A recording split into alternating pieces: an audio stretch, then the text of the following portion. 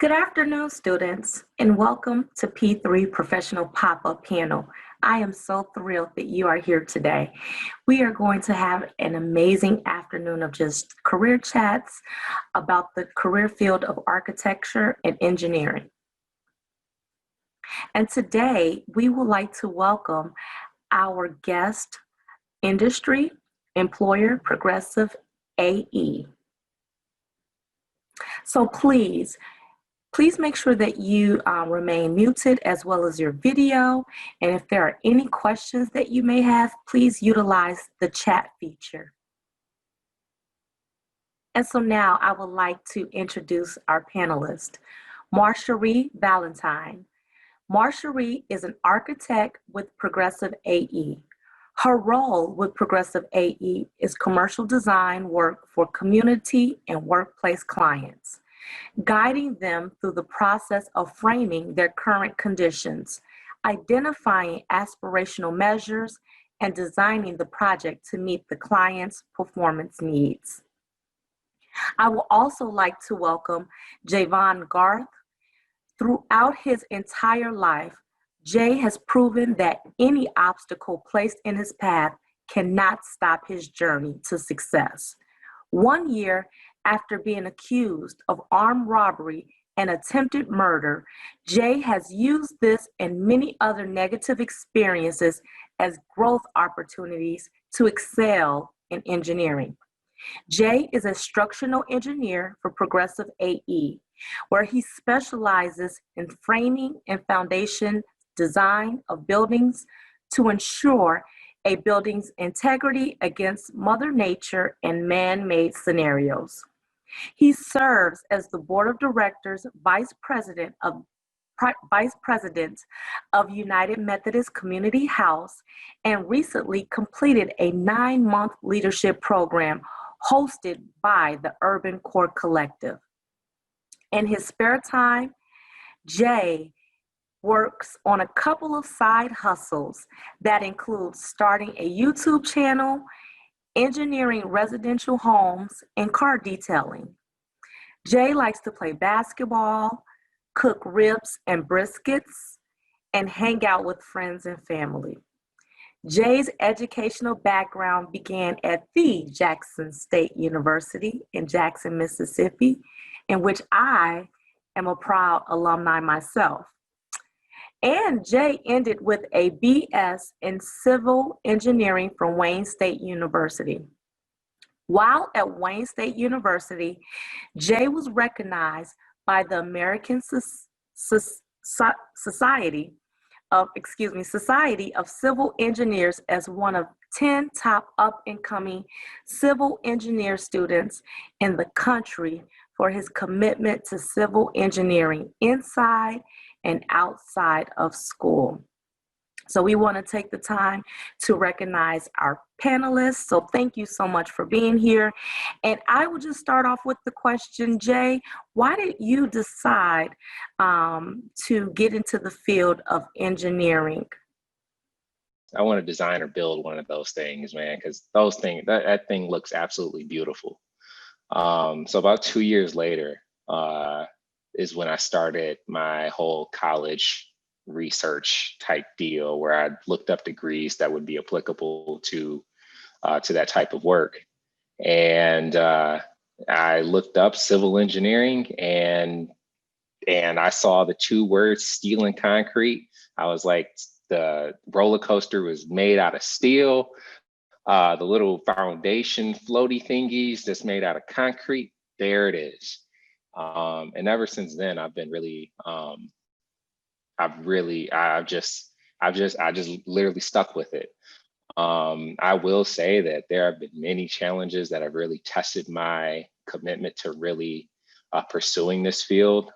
Some related to engineering, some just even day-to-day life activities.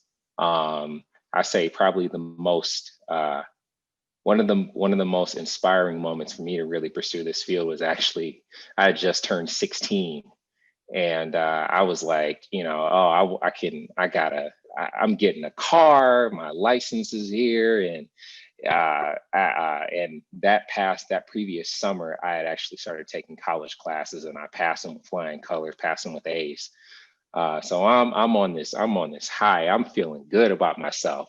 So I'm like, I want to go get a little job, work on the weekend, so I can pay for basketball and pay for track and all that. And the very first place I applied to was an ice cream shop, because somebody who I knew worked there, recommended me to apply. So I apply. I'll also mention this because it's part of the story. It was one of my white female friends that brought this up. So I apply, I go in and I submit my application in person. And a few days later, she actually contacted me and was like, "You might want to go find somewhere else to work." And she's like, she's like, you know, the owner came up to me and said, "You didn't tell me he was Black." And I'm like, and she said to me like, "Well, what does that have to do with anything?" And I guess he started making comments that were equating Black male youth to crime, drug, you know, any of those little racist statements, those racist, you know what I'm saying, those racist stereotypes. And it was just that moment where I was just like, you know, I felt bad about it for about 10 minutes. And then like after that, I said, you know, I'm much better than this guy. I just started filling myself up with confidence and positive words. And I just said, you know what, I'm gonna chase it. I'm gonna chase after this career field, and I'm gonna show him, you know, I'm gonna show him that he's really the more incompetent one here. And it's just moments like that it's moments like that, beyond just, you know, looking at buildings and seeing how beautiful they are, that really pushed me into, you know, into getting into this career field. Yeah, it's poignant that you say that because I noticed that the community that I lived in was not, there weren't as many people that looked like me. There were some, but not as many. And then the community that I saw had less resources. It didn't feel, and I guess a way to describe it for everyone is that it didn't feel as loved. I felt loved in my community. And a lot of the love that you can feel in a community is trees, green space, um, durable materials, beauty. And in the community that where my church was, it lacked a lot of the color. It was very gray. It didn't have a lot of trees. It didn't have a lot of green. It didn't have places for people to gather. And so it felt very institutionalized. And so people did not feel like they were loved in their community. They felt like they had to stay inside. Whereas where I lived, it encouraged people to come outside and build community with one another. And so I noticed that I said, I want this for everyone. It shouldn't just be for one child or another. It should be for everyone to feel loved and accepted and included in their environment. So that's very poignant that you shared that.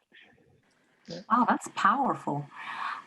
So when you were our students' age, 16, 17 years old, did you foresee that you will be within this career path? Like, what did you think that your life was going to be? Like, what did you think you will ultimately be doing as a career?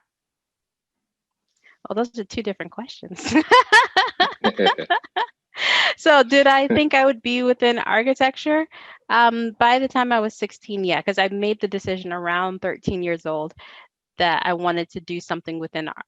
I didn't know that it was architecture, but I understood that that's what it meant. And this was around the time that HGTV was like super popular, or it had just begun. And so I was like, oh yeah, I want to do that. So I thought that it would be more so like HGTV than what I actually do. And what I do is not like, so when you watch HGTV, for the background for the rest of you, that is just what they show for the cameras. There's all the stuff that I do is what they do off cameras. That very, and actually there's the small portion where they present, that's only a small portion of what we do. But it is, you know, part of the most exciting portion of the project. So yes, I did. I kind of thought I would do interior design at one point. And my parents helped guide me through the process, and I came to architecture. I did finally land on architecture. Yeah, I didn't see myself as being artsy at that time. I just liked math.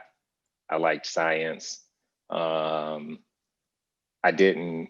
I liked math and science, but I didn't want to go fully one way or fully the other way. And I felt like engineering was like, we call it like applied. We call it like applied science. I don't know if that. I don't know. That's what I call it. It's like a mix. We don't get too heavy into science, but we don't get too heavy into math either. Um, but I mean, I saw myself being plenty of different things. Engineering definitely one of them. And at that time I was, doing sports. Track and field was coming up on the radar. As far as like just my improvement from my freshman year up to my junior and senior year, to where I was, where I was one of the best in the state at that in the hurdles. So I knew I wanted to go into engineering, but I knew I had I had this gift of running track. So I just kind of did both, and I did both really, really intentionally. And I think that's why, like, even today, like, I just get involved in so much stuff beyond just engineering, because like we're getting more in a day and age where you need to have more. You have to be multi-talented if you really wanna represent the best of the best. Even in my day-to-day activities, I don't just do crunch numbers and do math all day. I'm writing reports. I'm doing things like this. I'm in front of the camera. I'm doing videos, and there's time I'm counting money, or I'm proposing how much a project would cost, or things like that. So it's so many. So to bring it back, yeah, there was a lot of things there's a lot of things I saw myself as being, but I just was like, I'm not gonna go one path. I'm just gonna do everything. And I think that's important to highlight too, because so I think that I've always been on the trajectory to do something within the creative industry. I don't think that I think that I could do graphic design. It's something that you just practice. I could do landscape architecture, urban design. There's so many different tracks that I could take. I'm just on the architecture track right now. And what I appreciate the most is that what Jay said is I have a variety of interests, and then it's just applying yourself. So I would not say that I was the strongest in math. And that's where when I talk to a lot of people, they say, "Oh, you must be really good at math." And it's like, well, math is a part of what I do, and it comes with practice. So I wouldn't want someone to hear, "Oh, you need to do math or be really good at math to do engineering or architecture." It comes with practice, and it helps if you, for engineering, especially if you have an interest in math and you enjoy it. But I wouldn't say that math was one of the reasons why I chose architecture. It was actually coloring. Coloring is part of what got me into architecture because I love art. And that's one thing, that me personally, going on a little tangent, that's one thing that for younger, for the younger group coming up, you guys are deciding your career, you guys are deciding where you want to go to. Don't look at, like, all of these careers have some sort of, I don't know if I want to call it hierarchy, skill, or whatever, but regardless, most careers have you need to have the same exact skills in multiple careers in order to be successful in them. Engineering, yeah, okay, yeah, you got to go, you got to take those high level math classes in college, but like, that should not be your deciding factor, because that only represent a very small part of your college and your career experience. I have not used any of those math courses, not once in my career. I have not used a single one of them. So you know what's interesting is that one of the things that I found to be the most influential on my career is those core classes that I took in college. At first, I thought that those were like they were just busy work. But the more I get into my career, the more I realize that architecture and engineering or marketing and et cetera, what ties all those together? Communication. If you don't know how to communicate well, it's not going to be successful, or it's going to be very difficult to get to a very successful end where you have to do all the work yourself because you're not communicating. And so those writing classes, those those history classes, even down to the history classes where you see in history how Napoleon dealt with situations, or you saw how Winston Churchill dealt with situations. Looking at people in the past and saying this is how they dealt with a difficult situation, or even thinking of the Egyptians, how they dealt with building an empire. Thinking about how other people did it only propels you to be able to go farther than they did. I Yep, am so yeah. glad you two touched on that. There are so many times where we are working with these young people, and I reference them as the future leaders of tomorrow. You know, I am trying to get them to explore careers, especially within the engineering, architectural fields. And the first thing they say is, I don't like math or science. And so I am so glad that you touched upon that, and we're recording this to share this with other educators, the importance of just having like those strong communication skills, right? And just really working hard in those core content areas. I am so glad you said that. I So have you to tell know, my 13-year-old that. one of the other things too that's strong in architecture, and it's within any field, is leadership. Be a leader wherever you are, because collaboration, I'm sure you all have heard that term before, but you have to work with other people. And Mhm. sometimes it means co-leadership. So when Jay and I are working on a project, it means that sometimes when we're connecting and communicating about a topic, we both have to be leaders in what we're doing and co-leaders in doing it together. Mhm. So I have to often reinforce myself to not recede and say, "Oh, maybe I shouldn't say anything." It's like, no, trust your gut and say, "I think I know a good solution." Propose it. Assert yourself. So because only in the end you're trying to make an improvement and make the project better. It's not about your pride. It's about improving it overall. And to add to that, there are so many other roles that make our jobs and our careers, that make them what they are. Um, there, you know, I how do I want to say this? You like in order there's okay, I'll use an example. So yeah, we design things, we specify things that need to be done for certain buildings. But a lot of times we found out about these we found out a lot of these things that we specify through buildings through salesmen, Mm. individuals who work for, you know, for XYZ company that has a product that says, hey, our product can get you, you know, it's more energy efficient, it's cheaper, it's this or that. And all of those roles play a part in us being successful in our career. And even then, as Mausharie was talking about leadership, um, you know, our company has our company does have, you know, leadership. We have project teams with project managers, and you know, and you know, and these people, some of them, they have, you know, MBAs and, you know, other leadership type degrees or in the nature of that. So I mean, so there are a lot of opportunities in our career in architecture and engineering that don't even require you to be Princeton level math skills.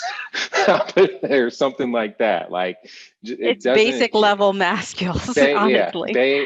Basic, you know, basic skills. The main thing is is things like communication, being able to talk to people, even being able to understand what people are saying. So the psychology behind, what a person is thinking when they're saying something. All of those skills that I thought that I was going to avoid when I was going through my track, all those technical English classes that I thought, didn't apply to me. And now half of my work is, writing and reading. So it's interesting that you say that. We have an engineer at our office that studied psychology as a part of his background. And a lot of what I do is understanding and reading people. So mhm, for architecture, we haven't talked a lot about our specific fields, but oftentimes I'll go and I'll meet with a client and they'll say, we want to do a project. And they may give me a whole list of things they want to do. So let's say it was a school. They say, we want classrooms, we want a gymnasium, we want a cafeteria, we need some offices. But I need to have a conversation with them and be able to read their body language to say, okay, well, is this something that you need or is this something that you want? And then when it's a group of people that are making a decision, I have to be able to read the room. I have to be able to help direct the conversation. And, on the topic of diversity, equity, and inclusion, I have to think about, okay, who's been quiet in the room? How do I draw out what they need to say so that we get a holistic view of what this project needs to be? Great point. Great point. And that leads me to this question. What is it like to be a professional of color within this career field, considering the fact that it's not as diverse as we would want it to be? yeah. Like, I'll start. Um, um, that's why I let you oh start. man, yeah, I figured. Um, I I, mean, you, I'm just, I'm just gonna be real. And I'm just gonna, put it out there. I'll try to clean it up if it sounds bad. um, but no, I'm just playing. But it's well, one thing that I've realized is being a person of color and working, typically being the only Black male in the room at the table, coming up with decisions and things like that. I realized that I realized that I have a different like I have a different set of skills and uniqueness, just based off of my a unique set of skills and just ways of reading people or communicating with people that just is different from it just it informs the way just you design. It informs who you are and what you do. yeah, it just it's so It's a it's hard to superpower. explain. It's something like that because it is like it's really hard to explain. It's I guess what I would I say is that part of the reason why I at least hesitated is that it's a loaded question. And especially mhm, since when you think about, we have to be transparent in that we all are experiencing what it's like to live in the United States of America today. It doesn't always feel inclusive. It doesn't always feel mhm, safe. It doesn't always feel like it's accepting.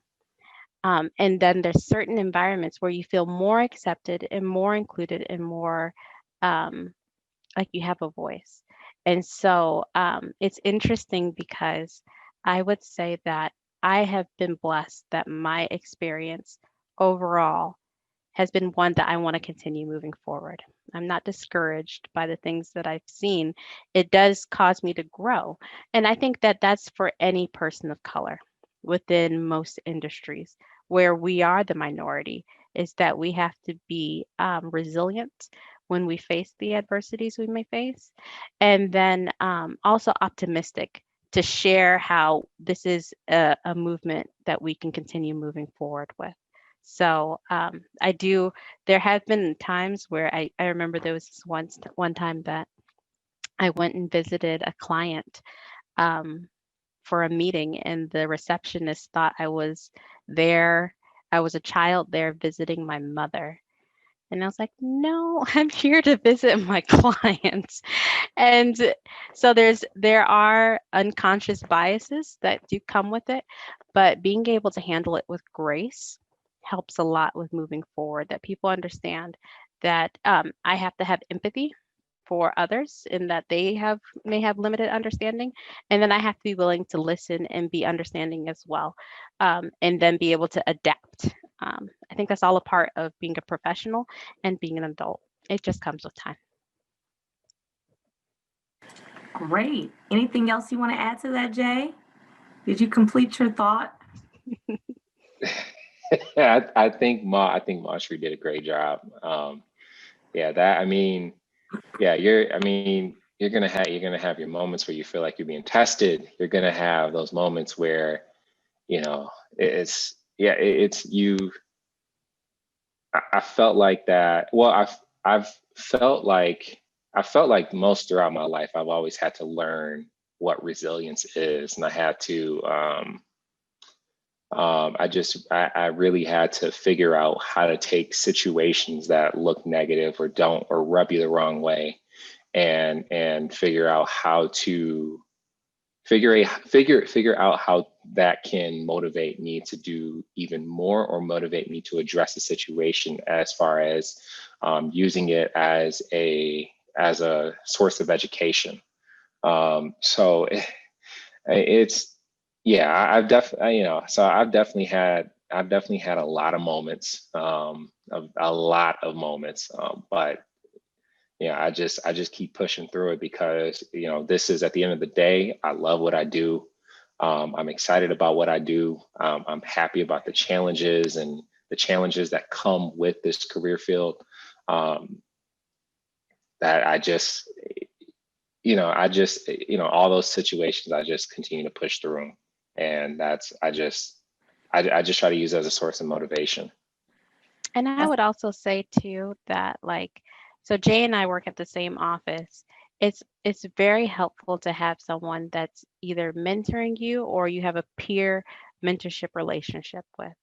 You can talk about the trials or the struggles that you're having, and it helps to bring perspective to what the situation that you're in, and it helps to encourage you to continue moving forward, because that is the key. Keep moving forward. Don't recede back. Keep finding ways to learn and grow, and propelling each step forward. Students, I feel like Mrs. Valentine is reading my notes, because she totally took my question, the importance of mentorship. So I'm glad you touched upon that. Perfect. So what is a typical day like for you guys? And you can, whoever decides to go first, kind of give our students an inside scoop as what is it like? Just one typical day. Is there a typical day, Jay? Never, especially in this day and age, never. Yeah, Um, yeah, there is no typical day really for me. And it depends on, and today was a crazy day for me. And so I think it would be easier for me to say the types of things that I may do throughout a project. So today I was working on maybe 3 or 4 projects. I was doing design work where we were designing the actual space and putting down lines on paper. At one point, we were working on how we were going to communicate that to the client. So we were doing a lot of writing, a lot of analysis. We were going through critiques about the design. At another point, I was working through the detailing of another building. So going through and say, okay, where do we need to put the wall? Where do we need to put the windows? What dimension should that be?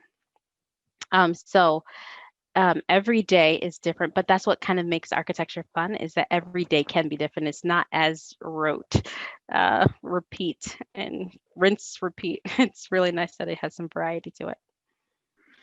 yeah, so I would say that when I first started off, my day was more or less routine-esque.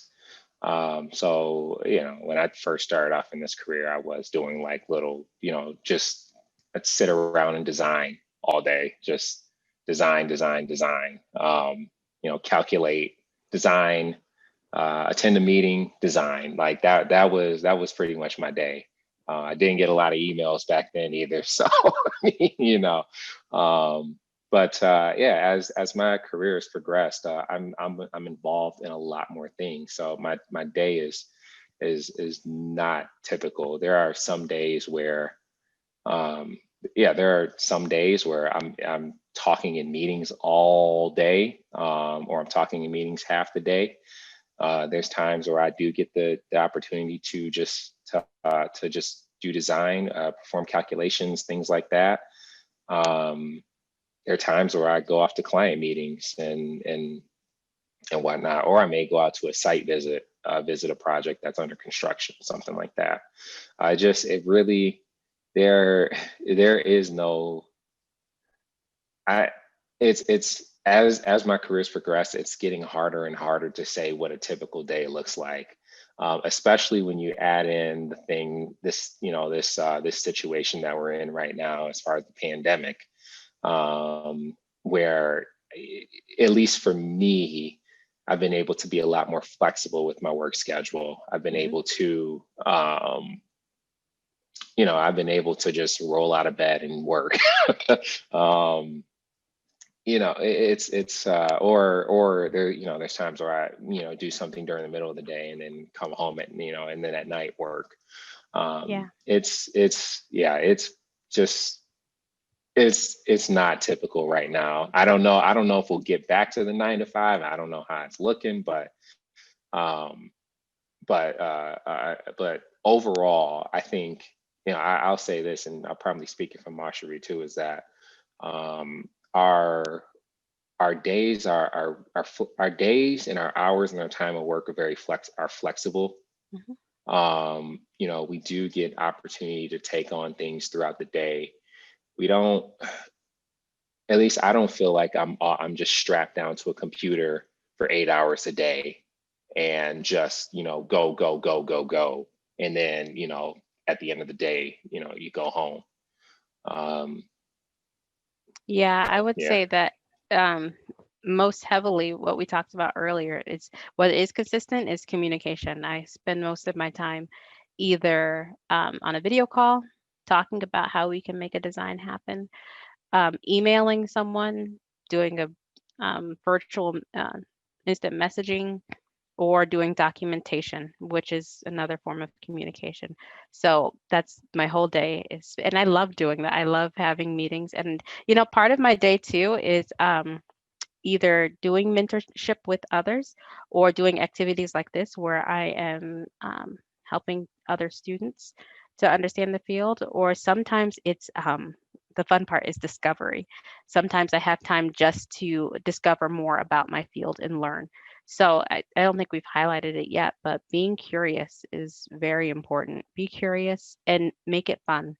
If you're having fun, you're more likely to discover things that no one else has seen before. And that's incredibly important to be innovative. Wow. Well, we have about 2 minutes remaining. And that time just really went by so fast. And so I know that you kind of mentioned be curious, but are there any final words of wisdom that you want to provide to our future leaders of tomorrow so that they could continue to explore your career field? I would say don't be true to who you are. And so I waffled a little bit on what should I do with my career, and every day I have to choose, what do I want to do? What is Mausharie meant to do with her life? And always know your why. And so every day I have to make a decision as to how I invest my time. And it's important, if you can remember that right now, is invest your time towards the things you want to do for the future. And then it may change, what you're doing may change, but why you're doing it shouldn't change. And you may grow and learn through that process. But if you have a good foundation, you'll always find the success, even through the adversities. For me, it's communication mentorship. Find, even if it's something where uh, if you want to go into engineering or not, I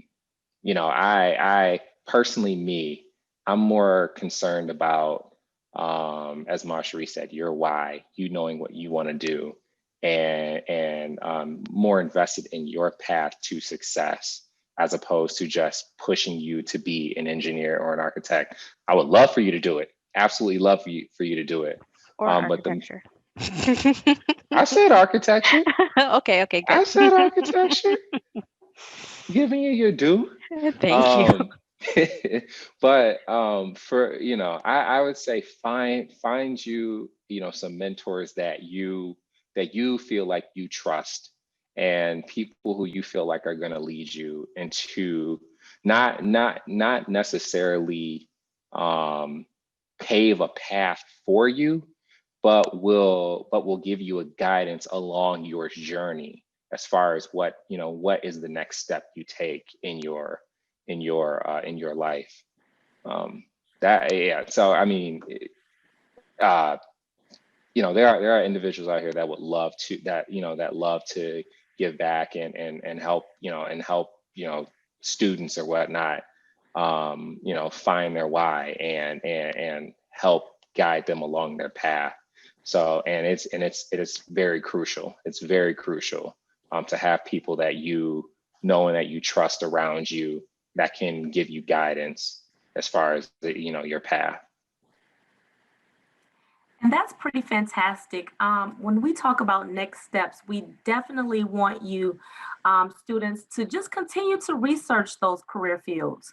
And one way to continue to research is take advantage of ONET. ONET has so many resources that you can utilize to understand those career paths even further, salary range, just even to see what careers are popular within a particular area. So take advantage of resources like ONET, Road Trip Nation, just to continue to explore those careers. And so we also want to just say a huge, huge, huge thank you to our fantastic panelists. You guys, this information is rich. It's near and dear to my heart. I want our students to know about as many careers as possible, and I want them to know that the sky is the limit.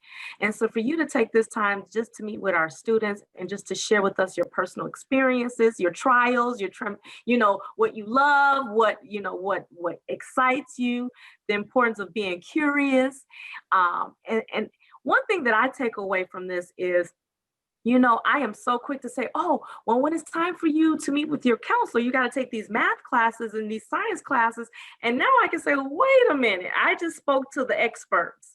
And chances are you really don't need those classes.